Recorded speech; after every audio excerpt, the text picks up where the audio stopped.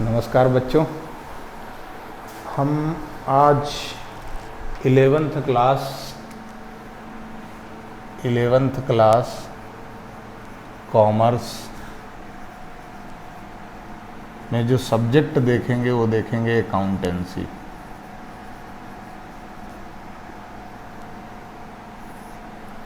मैं गुरु अभिषेक द्विवेदी आपका स्वागत करता हूं।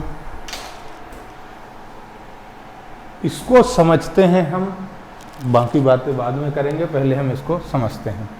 सबसे पहली चीज़ तो ये कि कॉमर्स क्या है। उससे भी पहले ये कि आप लोग 10th पास करके 11th में आए हैं। अभी तक जो भी आपका थॉट प्रोसेस था, सोचने का तरीका था, वो अब बदल जाएगा। आज तक आपने जो भी पढ़ा था पहली क्लास से लेके 10वीं क्लास तक, वो एक दूसरे से चीज़ें रिलेटेड थी, आगे पीछे कहीं ना कहीं आपकी लिंक थी। लेकिन अब जो हम ये कॉमर्स में जा रहे हैं, ये एक टोटल नया एरिया है, नया सब्जेक्ट है और नई चीज़ें हैं। यहाँ आपके सोचने का जो तरीका है वो बदल जाएगा, क्योंकि यदि आप पीसीएम में होते तो आप कहीं ना कहीं इससे फैमिलियर होते, आपको थोड़ी बहुत फिजिक्स, केमिस्ट्री, मैथ्स इनकी जानकारी होती। लेकिन अकाउंटेंसी यानी ये जो कॉमर्स स्ट्रीम है, ये टोटल नया है। इसमें आपका पुराना कुछ भी काम नहीं आएगा। हाँ, 10th क्लास में आपने जो जियोग्राफी पढ़ा होगा, हिस्ट्री, उसमें से भी कुछ काम नहीं आएगा। लेकिन आपने जो इकोनॉमिक्स पढ़ा होगा सोशल साइंस में, वो थोड़ा बहुत आपको यहाँ काम आएगा। चलिए, तो आपकी सोचने की तरीके थोड़े से यहाँ पर बदलने पड़ेंगे और आपको थोड़ा सा बिजनेस नॉलेज होना चाहिए। यानी देश की गतिविधियाँ, जो आर्थिक गतिविधियाँ हैं, पैसे से संबंधित जो भी एक्टिविटीज़ हो रही हैं, उनके बारे में आपको थोड़ा सा जानना और सीखना पड़ेगा। आपको न्यूज़पेपर वगैरह भी पढ़ने पड़ेंगे। चलिए, तो अब हम देखते हैं कॉमर्स का मतलब सिंपल सा होता है। यदि सिंपल शब्दों में कहें, ज़्यादा एडवांस में नहीं जाएं, तो कॉमर्स का सिंपल सा मतलब होता है व्यापार, बिजनेस। ठीक। अब यानी हम यहाँ पर जो भी पढ़ेंगे वो हर चीज़ कहीं ना कहीं, किसी न किसी रूप में रिलेटेड होगी बिजनेस से, व्यापार से। अब व्यापार को आगे थोड़ा सा एक्सप्लेनेट किया जाए तो व्यापार का मतलब क्या है, तो अब आपको ये सोचना पड़ेगा कि ये शुरू कैसे होता है। अच्छा, शुरू क्यों करते हैं हम बिजनेस, और इसको शुरू करने के लिए हम क्या करते हैं। तो इसलिए अब आपको क्या चाहिए, व्यापार शुरू कैसे होता है, यानी स्टार्ट कैसे होता है एक बिजनेस। तो बिजनेस स्टार्ट करने के लिए सबसे पहले आपके पास क्या होना चाहिए, फंड, यानी पैसे होना चाहिए। यदि आपके पास पैसे नहीं होंगे तो आप उस बिजनेस को नहीं कर पाएंगे। अच्छा, ठीक है, आपने शुरू कर दिया, पैसे लगा दिए। अब आपका क्या, अब आप ये देखोगे कि ये जो पैसे हमने लगाए थे उसका हमारा रिजल्ट क्या है। रिजल्ट क्या है मतलब आपने क्यों बिजनेस शुरू किया, अर्निंग के लिए। यानी आपकी अर्निंग हो रही है या नहीं हो रही है। इन्हीं कुछ प्रश्नों के जवाब, इन्हीं कुछ क्वेश्चंस के आंसर हमको मिलते हैं कहाँ से, अकाउंटेंसी से। और अकाउंटेंसी ये जो हमें रिजल्ट देता है वो क्या देता है, उसके बाद हमारे पास नेटवर्थ कितनी है, यानी हमारे पास संपत्ति, इस व्यापार को करने के बाद हमारी जो संपत्ति है, हमारे जो दायित्व हैं, यानी हमारी जो एसेट्स और लायबिलिटीज है, एसेट्स एंड लायबिलिटीज हैं। अभी आप सिर्फ एसेट्स और लायबिलिटीज, अर्निंग्स, फंड, ये सारे नाम सिर्फ याद रखें। बेसिक जब टर्मिनोलॉजी का मैं चैप्टर स्टार्ट करूंगा तो ये मैं सारी चीज़ें आपको वहाँ पर एक्सप्लेन करूंगा। अभी आप इसको नोट करके रख लीजिए अपने डाउट में संभाल के, बाद में मैं ये सारी चीज़ें क्लियर कर दूंगा। तो अब समझिए, आपने पैसा लगाया, बिजनेस स्टार्ट किया, उसका आपको रिजल्ट जानना है और क्या जानना है कि एसेट्स और लायबिलिटीज यानी उसकी संपत्ति कितनी है। ये सब कुछ जानने के लिए एक सिस्टम होता है, प्रोसेस होती है, और वही सिस्टम और वही प्रोसेस हमें कहाँ से मिलती है? अकाउंटेंसी से। यानी अकाउंटेंसी यदि मैं सिंपल शब्दों में कहूँ तो अकाउंटेंसी का है एक सिस्टमेटिक प्रोसेस है, जहाँ से हम ये देखते हैं कि हमने जो बिजनेस करना है या जो बिजनेस हम कर रहे हैं, उस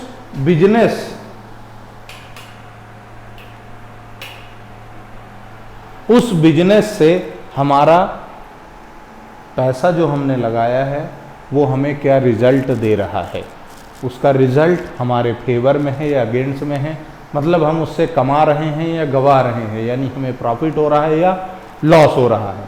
चलिए अब फिर इसको हम आगे और बढ़ाते हैं। तो अकाउंटेंसी में आपको सिर्फ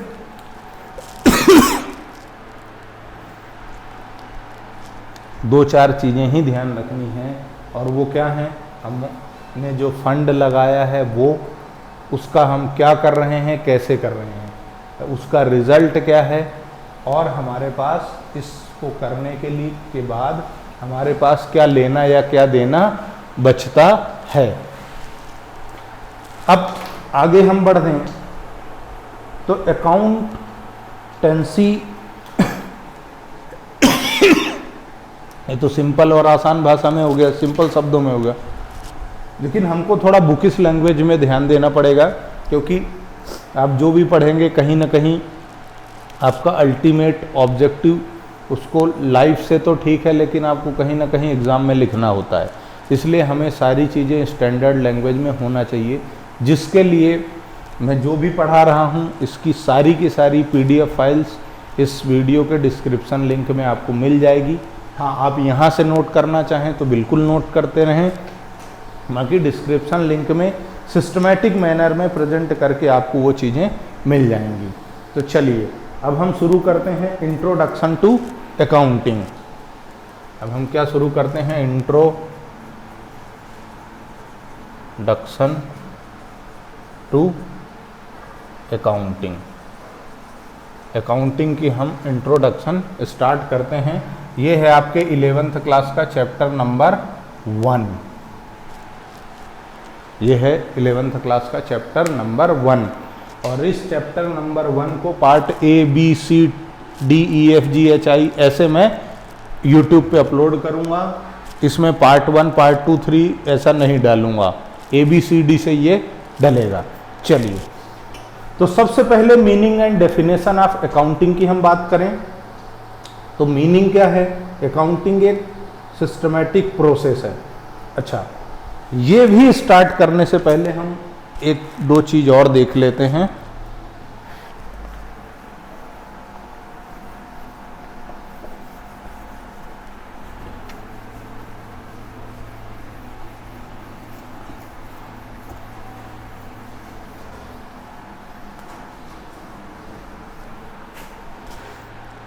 देखिए,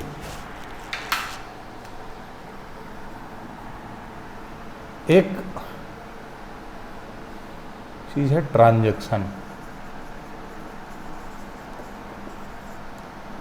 ट्रांजैक्शन इसका हिंदी में मतलब होता है लेन देन। अकाउंट के लिए ट्रांजैक्शन का मतलब होता है लेन देन, लेना और देना। ट्रांजैक्शन क्या है? लेन देन, यानी आपने कुछ खरीदा बेचा या किसी से पैसे लिए दिए तो वो क्या कहलाता है? ट्रांजैक्शन। लेकिन हम कॉमर्स के अंदर इस शब्द को अकेले यूज नहीं करते, बल्कि इसके साथ में हम यूज करते हैं बिजनेस ट्रांजैक्शन। बिजनेस ट्रांजैक्शन यानी व्यापारिक लेन देन, और इसी हमारे अकाउंट में सिर्फ यही इस्तेमाल किया जाता है। यानी बिजनेस से संबंधित जो भी हमने लिया या दिया है उसको हमें क्या करना है? रिकॉर्ड, सिस्टमैटिक रिकॉर्ड करना है। ठीक है, सिस्टमैटिक रिकॉर्ड करना। लेकिन इस रिकॉर्ड को मेंटेन करने के लिए आपको क्या करना पड़ेगा? सिर्फ रिकॉर्ड मेंटेन आप कैसे कर देंगे? क्यों? क्योंकि जब आप बिजनेस करेंगे तो इसने क्या बोला है कि बिजनेस ट्रांजैक्शन। बिजनेस ट्रांजैक्शन यानी सिर्फ और सिर्फ वो चीज़ें जो आपके बिजनेस से रिलेटेड हैं, यानी यदि कोई ऐसी चीज़ है जो आपको पर्सनली है, आपके घर से संबंधित है, तो उसको आप यहाँ अकाउंटिंग में, बिजनेस के अकाउंटिंग में आप उसको लिख नहीं सकते, उसको रिकॉर्ड नहीं कर सकते। यानी अकाउंटिंग का जो प्रोसेस शुरू होगा वो शुरू होता है यहाँ से। अब मैं सिस्टमैटिक आपको एक्सप्लेन करना शुरू कर रहा हूँ। आप चाहें तो नोट भी कर सकते हैं और नोट कर ही लीजिए, क्योंकि ज़्यादा इलेक्ट्रॉनिक मोड में भी अच्छा नहीं रहेगा। आप इसको लिखिए। देखिए, तो अकाउंटिंग क्या है?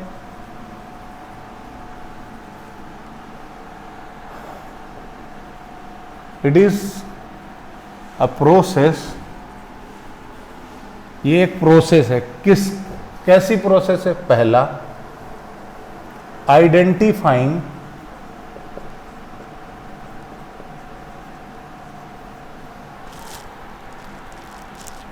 आपको क्या करना है? पहचानना है। क्या पहचानना है? क्या पहचानना है? कि जो हमारा ट्रांजैक्शन है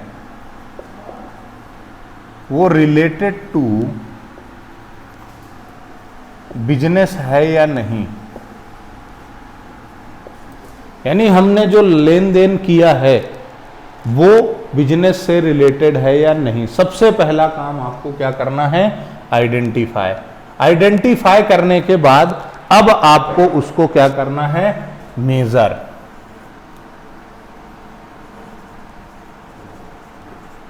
मेजरिंग। मेजरिंग का मतलब है मापना। मापना तो क्या इंच टेप लेके चले जाओगे नापने, कितने हाइट का है, कितना फीट है, कितना किलो वजन है इसका? ऐसा नहीं। मापने का मतलब है बच्चों कि इन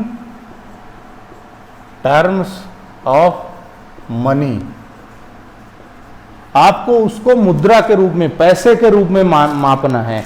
यानी जैसे आपने स्कूल में फीस दी तो अब आप उसको क्या बोलोगे कि मैंने 10,000 फीस दी, 5,000 फीस दी। यानी आपने उसको रुपए में माप लिया कि ये जो मेरा लेन देन हुआ है स्कूल से, या आप कहीं गए और वहाँ से कुछ सामान लिया तो भी आप बोलते तो यही है ना, अरे मैं 10,000 का लेके आया हूँ या 5,000 का लेके आया हूँ, या XYZ जो भी आप वैल्यू बोलो, पर आप बोलते तो उसको पैसे के ही रूप में हो। इसी तरह आप जब अकाउंटिंग करेंगे तो वहाँ पर जो भी आपका लेना देना यानी ट्रांजैक्शन होगा उसको आप सबसे पहले ये देखेंगे कि इसकी वैल्यू कितनी है, पैसे में मैं इसको कितने में माप सकता हूँ। यानी आपके पास दो चीजें हो गई, आइडेंटिफाइंग और मेजरिंग। इसके बाद अब आपको तीसरे नंबर पे क्या करना है? रिकॉर्डिंग। रिकॉर्डिंग का मतलब होता है आप उसको नोट कर लेंगे, लिख लेंगे। लिख लेंगे। जब आप इसको लिखेंगे तो उसी को क्या बोलेंगे आप? Journal entry. जनरल नहीं है ये, JOURNAL, जर्नल। इसको लिखना और पढ़ना भी इसी तरह है, जर्नल एंट्री। जर्नल एंट्री इस, ठीक है, ये जनरल नहीं है, GENERAL, जनरल नहीं है, ये है जर्नल एंट्री। और इसको हिंदी में कहा जाता है लेखा प्रविष्टि। ब्रिगेडियर जनरल लेखा प्रविष्टि इसको कहा जाता है। चलिए, तो आपको सबसे पहले क्या किया आपने? आइडेंटिफाई कि ये जो हमने लिया दिया है यानी हमारा जो ट्रांजैक्शन है वो बिजनेस से रिलेटेड है। दूसरी बात, उसको मेजर करना है मनी के रूप में, पैसे में इसकी वैल्यू कितनी है। अब आप जब ने उसको मेजर कर लिया तो उसकी आप क्या करेंगे? रिकॉर्डिंग। और रिकॉर्डिंग के लिए हमारे पास कुछ रूल्स होते हैं, वो हम डिस्कस करेंगे चैप्टर नंबर 4 से। पहला इंट्रोडक्शन, दूसरा बेसिक टर्मिनोलॉजी, और तीसरा चैप्टर है कुछ कॉन्सेप्ट और प्रिंसिपल्स हैं जिनको अप्लाई करके हम अकाउंटिंग करते हैं। यानी चैप्टर नंबर 4 से हम स्टार्ट करेंगे कि इसको रिकॉर्ड करने के लिए हमारे पास रूल्स क्या हैं। तब तक के लिए इंतजार कीजिए और ये जो भी वीडियोस डल रहे हैं उनको देखते रहिए। 1 2 3 4। चौथे नंबर पर आता है, अब आपको क्या करना है, रिकॉर्ड आपने कर लिया। जब आपने रिकॉर्ड किया, जब आपने रिकॉर्ड किया तो डेट वाइज आपने शुरू किया 1 जनवरी से या 1 अप्रैल से। इतना तो सब हर कोई जानता है कि कैलेंडर ईयर जो होता है वो होता है 1 जनवरी से 31 दिसंबर। लेकिन जब हम कॉमर्स में उस ईयर को देखते हैं तो वही ईयर स्टार्ट होता है 1 अप्रैल से 31 मार्च तक। आपने 1 अप्रैल से शुरू किया उसको लिखना, 31 मार्च तक लिख लिया। अब मैंने आपसे कोई चीज पूछ ली कि चलो ये बताओ कि आपने साल भर में कितनी परचेस की। अब आप क्या करोगे, एक एक एंट्री आपको, यानी एक एक रिकॉर्ड आपको चेक करना पड़ेगा, एक एक लाइन आप चेक करोगे और उसमें से टोटल लगाओगे कि मैंने कितना सेल लिख रखा है, कितना मैंने नोट करके रखा है कि मैंने इतना सेल किया है। इसमें कितना समय जाएगा आपका, लेंदी प्रोसेस है। इसीलिए रिकॉर्ड करने के बाद हमें उसको क्या करना है, क्लासीफाई। तो ये अगला जो आएगा वो होएगा क्लासीफाइंग, यानी इसको हिंदी में बोलते हैं वर्गीकरण। वर्गीकरण यानी उसको हमें क्या करना है, अलग अलग करना है, अलग अलग लिखना है, अलग अलग लिखना है हमें हर चीज। यानी एक ही आइटम से संबंधित यदि हमारा कोई ट्रांजैक्शन बार बार रिपीट हो रहा है तो हमें उसको क्या करना है, अलग अलग लिखना है। मतलब ये है कि जैसे यदि हमने सेल्स जितनी भी की है वो एक जगह लिख लें, जो हमने परचेस की है वो एक जगह लिख दें, यानी जो हमने बेचा है उसको एक जगह लिख दें, जो हमने खरीदा है उसको एक जगह लिख दें, हमने जो सैलरी दी है बिजनेस में उसको एक जगह लिख दें, हमने जो बिल पेमेंट किए हैं, चाहे वो टेलीफोन बिल हो या जो भी पेमेंट हो, यानी एक्सपेंसेस हैं, खर्चे हैं आपके, उनको एक जगह लिख लें। फर्दर प्रोसेस बाद में और समझेंगे। अभी आपको अकाउंटिंग का बिल्कुल भी नॉलेज नहीं है, इसलिए मैं जितना हो सकता है सिंपली लिखते जा रहा हूं। बाद में इन चीज़ों को मैं फिर से रिवाइज कराऊंगा, यानी एक रिविजनरी वीडियो डालूंगा जिसमें और अच्छे से मैं इन चीज़ों को एक्सप्लेन कर दूंगा। तो चलिए, अब आपको क्या करना है, क्लासीफाई करना है, यानी एक आइटम से संबंधित जितने भी ट्रांजैक्शन हैं उनको एक साथ लिखना। एक आइटम से रिलेटेड जितने भी ट्रांजैक्शन हैं जो अलग अलग डेट्स पर आपने रिकॉर्ड कर रखे हैं उनको एक जगह एक स्थान पर लिखना क्या कहलाता है, क्लासीफाइंग। यानी इसी को आप अकाउंटिंग के शब्दों में बोलते हैं लेजर। इसी को क्या बोलते हैं, LEDGER, लेजर। उसके बाद आपके पास पांचवी जो चीज आती है वो आती है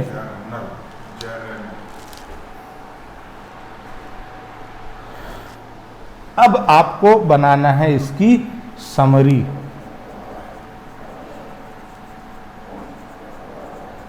समराइजिंग, समराइजिंग यानी आपको भी मालूम है सारांश, बहुत सारा लिखा हुआ है उसमें से हमने उसको छोटा करके लिख दिया तो वो क्या कहलाता है, समरी। समराइज करना है अब आपको। समराइज कैसे करेंगे आप, तो देखिए यहां पर आपने 365 दिन के ट्रांजैक्शन डेट वाइज आपने लिख लिए।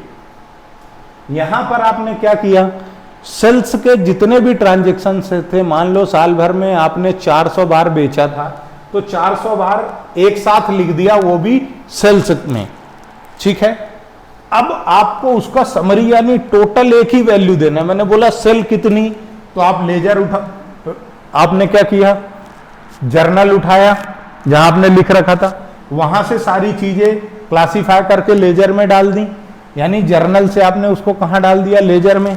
और लेजर में जब मैंने बोला आप बताओ भाई कितना बेचा साल भर में, तो आपने क्या किया, एक एक पन्ने लेजर के, अब आपने सेल्स का लेजर उठाया और एक एक पन्ने पलट के आप ये देख रहे हो कि मैंने किस किस डेट में कितना कितना बेचा और उसका टोटल लगाया।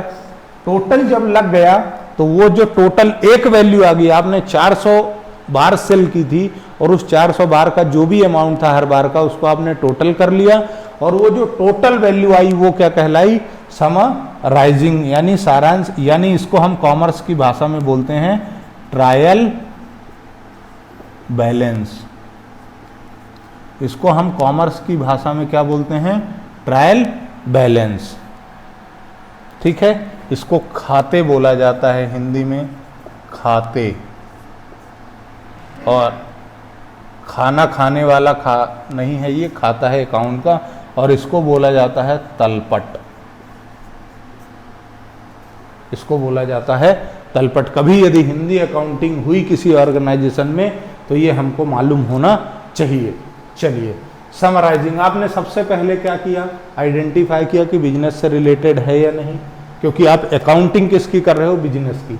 फिर आपने उसको मॉनेटरी टर्म में मेजर कर लिया, फिर आपने उसको लिख लिया, फिर उसका क्लासीफाई कर लिया, यानी एक आइटम से रिलेटेड सारी चीजें एक जगह लिख ली। फिर आपने उसकी जो टोटल वैल्यू है, ओवरऑल एक वैल्यू जो है वो निकाल ली, और उसको आपने क्या कह दिया? समराइजिंग। ये है आपका अकाउंटिंग प्रोसेस। अकाउंटिंग में भी दो चीजें आती हैं, एक होता है अकाउंटिंग और एक होता है बुक कीपिंग। तो यहां तक का जो भी पार्ट है ये कहलाता है बुक कीपिंग। Book keeping. उसके बाद कंटिन्यूटी में है 5वें नंबर के बाद 6th नंबर में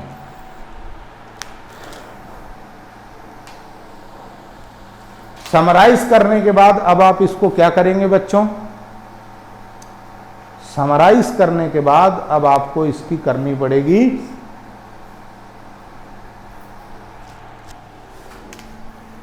preparing financial statements. Financial statements अब आपको प्रिपेयर करना है, जो आगे आपको ये हमारे सिलेबस का जो सब आखिरी चैप्टर्स हैं उनमें फाइनेंशियल स्टेटमेंट नाम का भी चैप्टर है, जहां पर हम ये सीखेंगे कि फाइनेंशियल स्टेटमेंट बनते कैसे। अभी के लिए आप सिर्फ इतना समझ लें कि फाइनेंशियल स्टेटमेंट में क्या क्या आता है। तो फाइनेंशियल स्टेटमेंट में प्रॉफिट एंड लॉस अकाउंट आता है, ट्रेडिंग अकाउंट आता है और बैलेंस शीट आती है। ये 3 चीजें, इसके आगे भी हैं इसमें 3 चीजें, वो मैं अभी नहीं लिख रहा हूं, बाद में हम इसको फिर से लिख लेंगे। तो देखिए, प्रॉफिट एंड लॉस, ट्रेडिंग और बैलेंस शीट, ये 3 चीजें फाइनेंशियल स्टेटमेंट में आती हैं। अभी आप इतना ध्यान रखें। ये आपने फाइनेंशियल स्टेटमेंट प्रिपेयर कर लिया। अब आपको क्या करना है? इसके बाद आपको करना है 7वें नंबर का काम। यहां से जो शुरू होता है वही है अकाउंटिंग, अकाउंटेंसी। हालांकि जब आप एग्जाम में डेफिनेशन लिखेंगे तो ये पूरी डेफिनेशन लिखेंगे। कैसे लिखेंगे वो डेफिनेशन मैं आपको पूरी की पूरी PDF फाइल अटैच रहेगी वीडियो के डिस्क्रिप्शन लिंक में।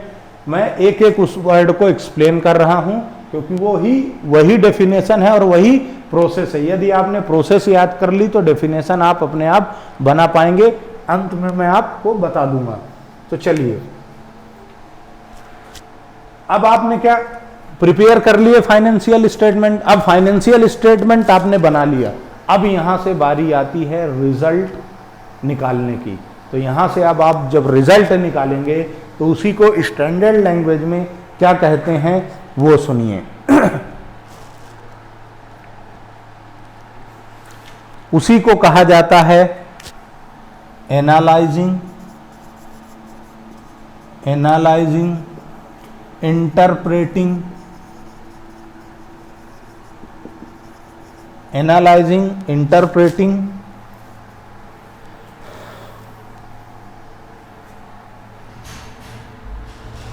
Analysing and interpreting. Analysing and interpreting यानी अब आपने ये जो ऊपर जितना भी काम किया है वहां से अब आप मीनिंग निकाल के आ रहे हो। आपका जो मेन ऑब्जेक्टिव था वो देख रहे हो कि मेरी अर्निंग कितनी है, प्रॉफिट या लॉस कितना है, मैंने साल भर में कितना खरीदा या बेचा है, और आखिरी में मेरे पास एसेट्स और लायबिलिटी, मेरे पास संपत्ति कितनी है, मुझे लेना कितना है और देना कितना है, वो आएगा बैलेंस शीट में। आपने उसके बाद और इंटरप्रेट और एनालिसिस के बाद आपको इसको क्या करना है, कंपेयर। कंपेयर यानी कि आपको तुलना करनी है। किससे कंपेयर करेंगे कि यदि मेरा पास्ट परफॉर्मेंस कैसा था, पिछले साल मैंने कितना कमाया था, उसके कंपेयर में इस साल मेरा प्रॉफिट बढ़ा है या घटा है, या फिर मेरे जैसी कोई दूसरी दुकान वाले ने क्या किया साल भर में, उसका प्रॉफिट या लॉस कितना है।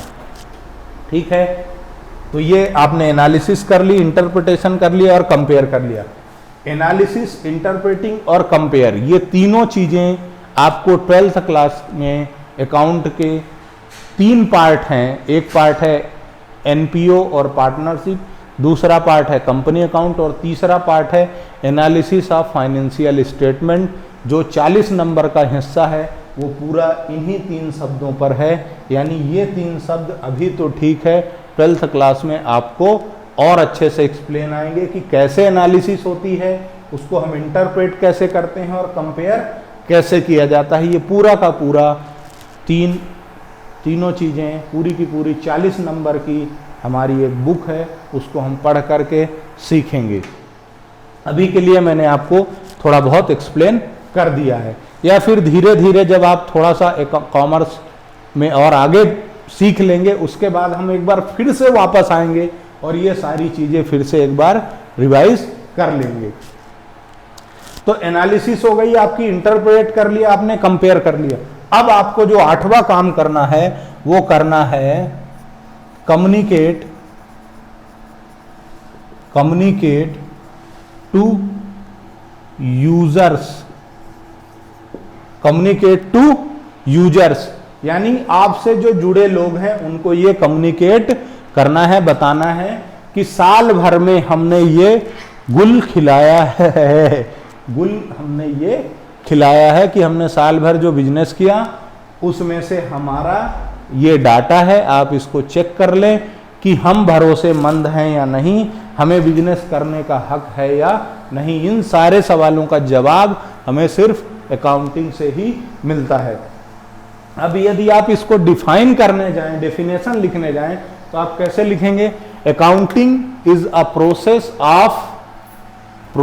Of identifying, measuring, recording, classifying, summarising and preparing financial statement and analyzing, interpreting and comparing and communicating to users। ये आपकी कंप्लीट डेफिनेशन बनती है यहां तक। इसके आगे मैं अब बाद में यानी नेक्स्ट पार्ट में, यहां तक आप इसको एक बार देख लीजिए,